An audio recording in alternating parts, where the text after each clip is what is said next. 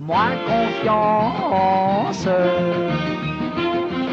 Je ne suis pas venu non plus vous présenter un numéro d'adresse et d'habileté. Jongler avec des chaises et des pavés, ça serait dangereux pour votre sécurité.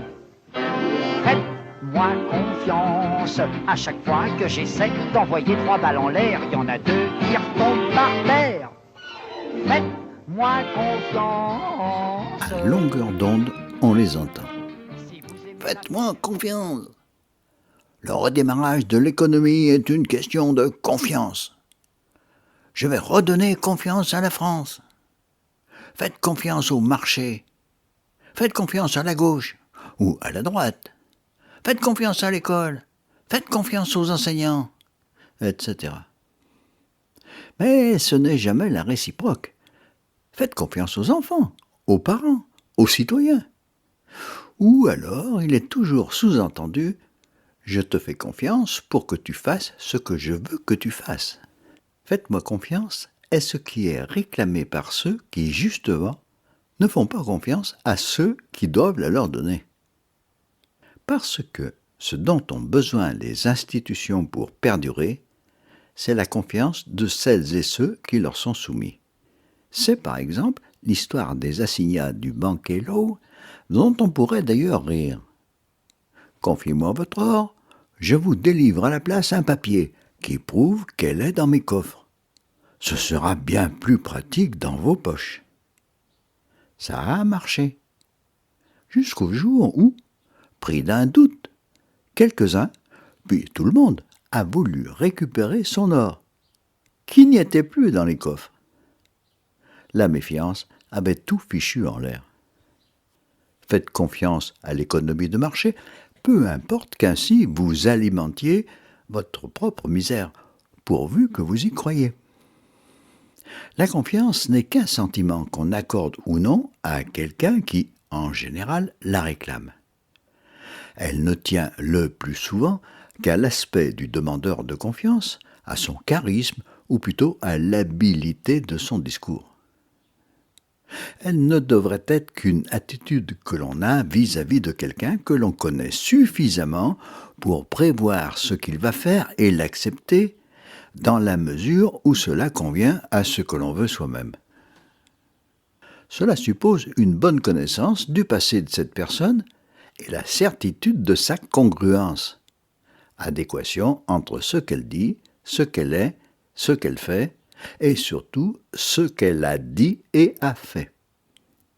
Avec cette définition, il est évident que bien peu de candidats récolteraient un bon nombre de voix, vu que, a priori, on ne devrait justement voter que pour quelqu'un que l'on connaît vraiment et qui ait fait la preuve que l'on peut avoir confiance en lui. En réalité, l'appel à la confiance, c'est l'appel à la crédulité. Il a une bonne tête, il est sympathique, elle est gentille. Et c'est pour cela qu'il faut que je le croie. Et c'est l'appel à vous décharger de toute responsabilité, voire à vous livrer pieds et poings liés à une personne qui sait quel est votre bien. La confiance résulte à s'en remettre totalement à ceux à qui on l'accorde, le plus souvent à des personnes dont on ignore tout de leurs actes et actions passées, comme présentes, en dehors de leur discours. Donner sa confiance revient à se déresponsabiliser totalement, à s'abandonner complètement à un autre ou lui remettre quelque chose de précieux, comme un enfant, en se fiant à lui, sans même pouvoir éventuellement s'en plaindre ensuite. Donc j'espère que mes écrits resteront fidèles à mes convictions. Je fais plus confiance à la démocratie. Les députés qui me représentent sont tous issus de l'aristocratie. Pris en otage, le système nous kidnappe. Et j'oublie pas qu'en 2002, il m'a contraint à voter Chirac. Il y a aussi la confiance en soi.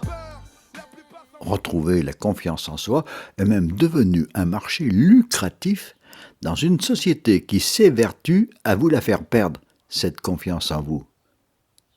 Dans les bulletins scolaires, doit retrouver confiance en lui est apparemment plus positif que effort insuffisant. Mais c'est quand même une incantation sans trop de solution que d'aller vous faire prendre un rendez-vous chez un psy puisque, bien sûr, l'école ne peut être pour quelque chose dans cette perte de confiance. Il arrive d'ailleurs aussi que trop de confiance en lui vous transforme un enfant ou un adulte en trublion dérangeant. Point trop n'en faut, sinon, bonjour la soumission nécessaire. Les enseignants sont aussi les demandeurs de cette confiance, en particulier la confiance des parents, et la plus inconditionnelle possible. De toute façon, jusqu'à maintenant, les enseignants n'ont pas officiellement de compte à rendre aux parents, pas plus qu'à leurs élèves. Autrefois, cela ne posait pas de problème. L'école et les pratiques étaient identiques partout ou presque. Si l'enfant n'y réussissait pas, c'était qu'il ne travaillait pas assez ou qu'il n'était pas doué. C'était sa faute, voire celle des parents, mais pas celle des maîtresses et des maîtres. Mais les parents ne sont plus les illettrés d'autrefois. Ils commencent de plus en plus à savoir qu'il y a plusieurs façons d'aborder les apprentissages. Il y en a même qui ont des demandes encore un peu incongrues comme le bien-être et l'épanouissement de leurs enfants à l'école. D'où une attitude de l'enseignant qui consiste à déployer tous ses talents pour convaincre que ce qu'il fait est la voie, la seule voie. C'est quand même embarrassant quand l'enseignant d'à côté prétend et fait le contraire. En somme, il faut faire confiance à celles et ceux et à leur institution qui capturent vos enfants. La confiance y est obligatoire, sinon le système dysfonctionne. En fait, ce qui en découle naturellement et légitimement, c'est la méfiance. Jean de La Fontaine. La méfiance est mère de sûreté. Léoto. La méfiance est toujours pour moi une des formes de l'intelligence. La confiance une des formes de bêtise. Dino Senou. La trahison de la confiance donne raison à la méfiance. Fais pas confiance à tout le monde. Oublie pas que le sel et le sucre ont la même apparence. Ce qui serait plus normal et logique, c'est alors le sentiment de défiance qu'on pourrait associer avec la nécessaire prudence. La confiance, qui ne peut toujours qu'être réciproque si elle ne veut pas aboutir à l'asservissement, est quelque chose qui ne peut se construire que progressivement, dans l'action et les constats que chacune des parties peut faire, dans la connaissance et la reconnaissance mutuelle. S'il y a un mot qui revient très souvent dans le monde enseignant, c'est celui-ci, celui de la confiance. Il sert souvent à qualifier un enfant qui le plus souvent en manque. Vous avez peut-être remarqué que l'injonction « doit reprendre confiance » est plus fréquente que la constatation « a repris confiance ». L'injonction considère toujours que cette reprise de confiance en soi, cela regarde l'enfant lui-même. Débrouille-toi pour reprendre confiance. Et ses parents, faites quelque chose pour qu'ils la reprennent. On ne se préoccupe pas trop des causes de ce manque de confiance. Ce sera l'affaire des psys. Et surtout, il est inenvisageable que la cause principale, ce soit l'école. Je n'ai jamais entendu un ministre de l'Éducation nationale, pourtant pas avare de déclarations et d'instructions pour tout et n'importe quoi, proposer des moyens et des stratégies à mettre en œuvre par l'école pour que l'enfant ne perde pas confiance ou la retrouve. Psychologues, neurobiologistes, pédagogues ont pointé depuis longtemps que la perte de la confiance en soi est une des causes principales des difficultés scolaires. Mais pas question de suggérer que, peut-être, le responsable de cette démolition de la confiance puisse être celui ou celle qui se plaint de son manque.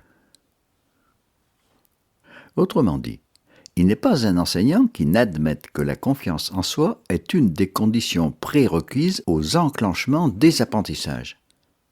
Ce qui ne les empêche pas d'empêtrer les enfants dans les systèmes d'évaluation, de contrôle, de menaces, de performances à réaliser, dont le principal effet est de fragiliser encore plus la confiance de ceux qui en manquent, et même des autres à la moindre faiblesse.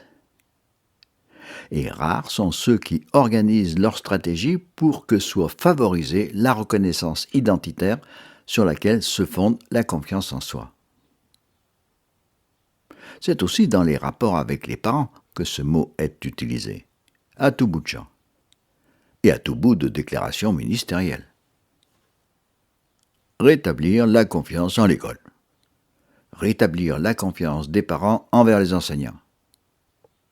Comme par hasard, il n'est au grand jamais question de confiance des enseignants vis-à-vis des parents.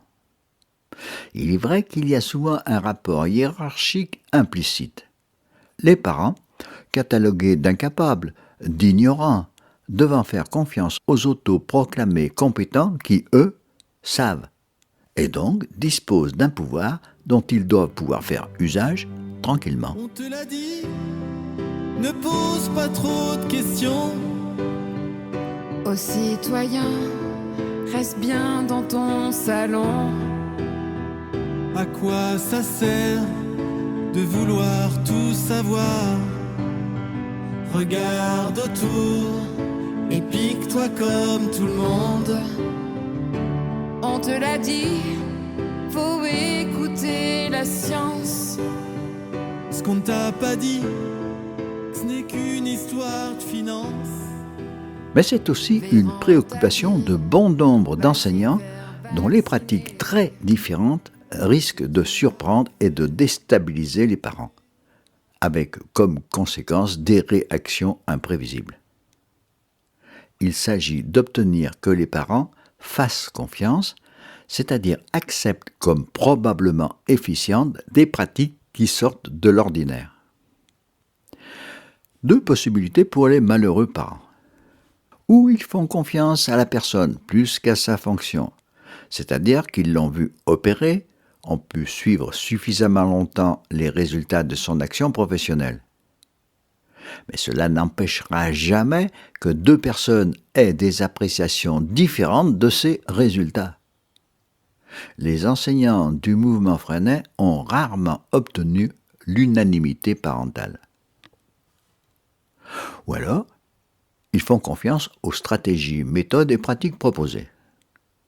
Encore, faut-il que celles-ci soient proposées et non imposées, c'est-à-dire qu'il y ait une possibilité de choix, ce qui est rarement le cas. Ensuite, qu'est-ce qui peut permettre à un parent d'attribuer sa confiance plus à une approche qu'à une autre, puisque les professionnels et experts eux-mêmes n'ont jamais osé présenter, constat à l'appui, les effets et conséquences multiples des approches différentes. Et chacun sait aussi la part de la séduction, du charisme de celui qui réclame, obtient ou n'obtient pas la confiance. En résumé, la nécessité de la confiance et la recherche de la confiance n'intervient que dans les cas où il y a incertitude, ce qui est le cas de la politique, de l'économie, de l'éducation. Tous les cas où la certitude est impossible, alors qu'il va bien falloir faire des choix. Et le choix comporte toujours un risque, disait déjà Platon avec sa caverne. Des choix qui devraient donc toujours reposer sur la vérification des hypothèses sur lesquelles ils reposent. Des choix que certains vont mettre en œuvre pendant que d'autres vont les subir ou en bénéficier. Dans le podcast suivant, j'aborderai comment nous avions résolu cette problématique dans nos classes uniques de 3e type. Je pourrais pas dire si je leur fais confiance ou pas parce que je sais pas trop dans quoi ils nous mènent. Que ce soit de gauche, que ce soit de droite, toujours des débordements, des abus de confiance, abus de biens sociaux, donc voilà. Ils sont tous des bâtards.